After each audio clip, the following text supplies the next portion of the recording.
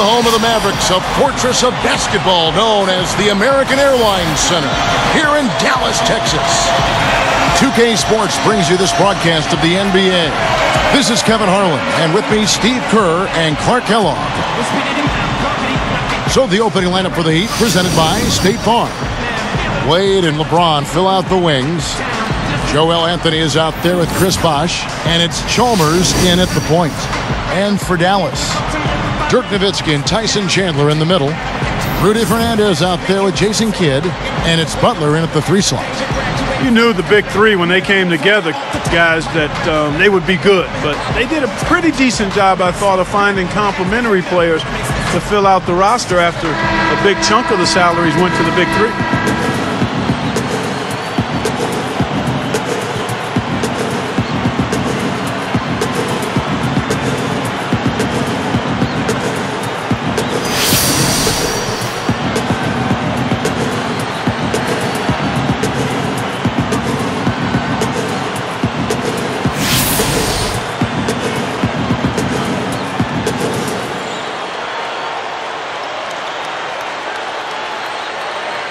It'll be the Heat off the tip.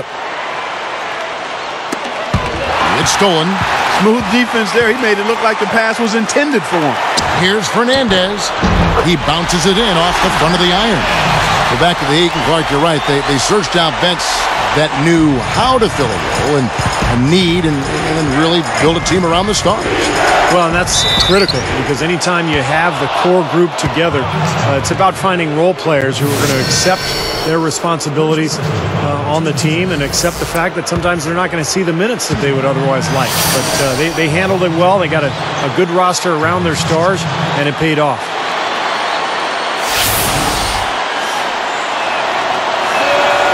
And the first one drops. If there was ever any question as to the value of LeBron, last season displayed it. Not so much in what he brought to the Heat, but the void and the gaping hole he left in Cleveland.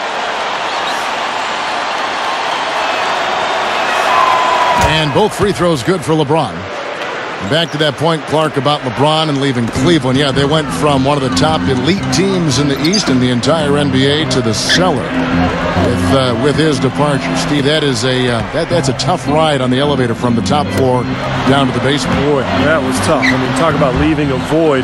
The two-time MVP leaves, walks away, and you get nothing back for him. I mean, you got a feel for Cleveland, and now it's about rebuilding their team going into the future. Wade is tagged with the reach. That is his first foul of the game. First personal foul, team's first.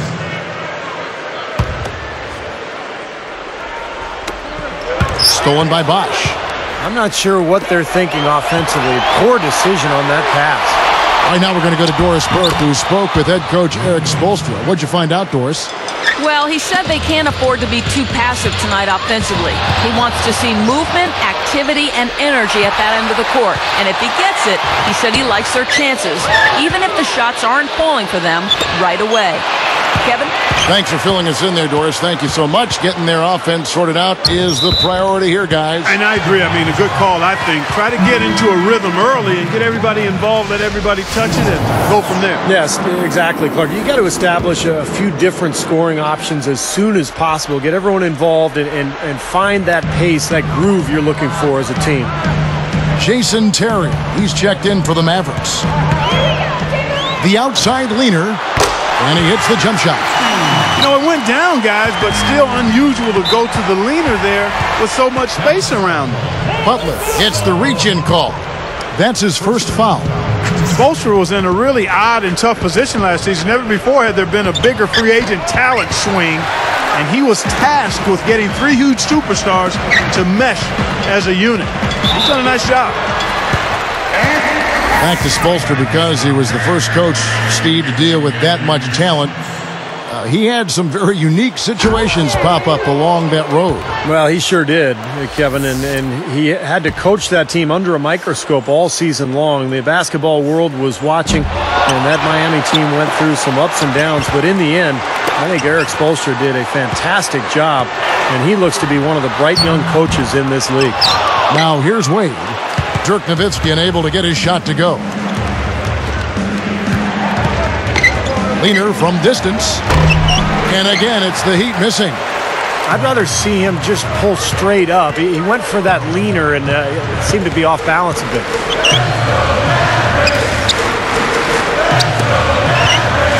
Lets it go with the three. Good, and the assist to Kidd. Nowitzki's got 5. He's been ready to roll offensively at the beginning of this game. He looks smooth out there. Fellas, it's no secret that Dallas isn't afraid to spend or go into the luxury tax, but in their march to get better, they haven't been very careful with the contracts they've given out. Chalmers. Mavericks leading by 3. And stolen by LeBron. Anthony against Chandler. Again, the miss by the Heat. Back to what you said about the Mavs, it seems they can't find the right center to fit them, and they keep giving out dubious contracts. And Steve, you know as well as anybody being in the front office, and Clark, you too at the Pacers. I mean, it's 50-50 a lot of times. Yeah. You just don't know what you're going to get. Yeah, you've got to manage those acorns. Steve? Yeah, the personnel decisions are always difficult, especially when it comes to big money deals. But I thought Tyson Chandler really solidified that center position for Dallas last year. Brendan Haywood, he's checked in for the Mavericks. Marion comes in for Caron Butler. And the Heat making a change here as well. Udonis Haslem, he's checked in for Joel Anthony. The Heat trail by 3 from the top of the key. And LeBron with the basket, the assist by Bosh. Good basketball instincts on display there, making it happen. You know, you go back to the finals, and I think Bosh certainly was a factor on the floor. He didn't have the best shooting percentage, but he got better as that series wore on. Right up, deflected by Nowitzki. Mavericks leading by 3. Right side, Terry. He dishes it to Haywood. He's picked up by LeBron. Three-pointer, Kidd, and it's Miami with the rebound. Well, going back to Bosh, guys, in the finals, he was inconsistent with his shooting percentage, but he had stretches where he was really good. And he hit that game-winning shot in Game 3. I thought he was overall pretty solid for the Heat last season and in the playoffs. Unload from 9, and it's Marion. That time on the assist by Terry. Here's LeBron. We'll see if they want to trade 2 for 1 here. Well, you got to time up the clock. It's easier said than done, but you got to execute your offense on that first possession. Well, he took advantage of that mismatch size-wise, went right up with it. Yeah, he loves those mid-range jumpers.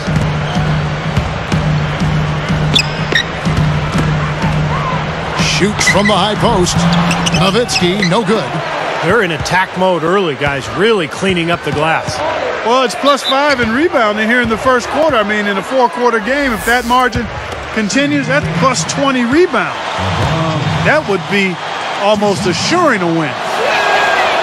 That free throw missing. And some changes here for the Mavericks. Chandler comes in for Dirk Nowitzki. And Barea subbed in for Jason Kidd. The Heat also changing it up. Miller comes in for Dwayne Wade. Eddie House subbed in for Mario Chalmers. Mavericks leading by 3. Poked away. LeBron outside. Shoots over Haywood. No good from LeBron. Now here's Chandler. Still looking to get on the scoreboard. Moving the ball. And that concludes a back-and-forth, high-scoring first quarter of play. Mavericks ahead. They lead by 3. Yeah, the defense has been terrific. They came out right from the beginning, alert and focused, and they've been really good at that end of the floor. And I think the coach has to be pleased with the effort on that end of the floor. It's been very good. Don't go away. Back in just a moment.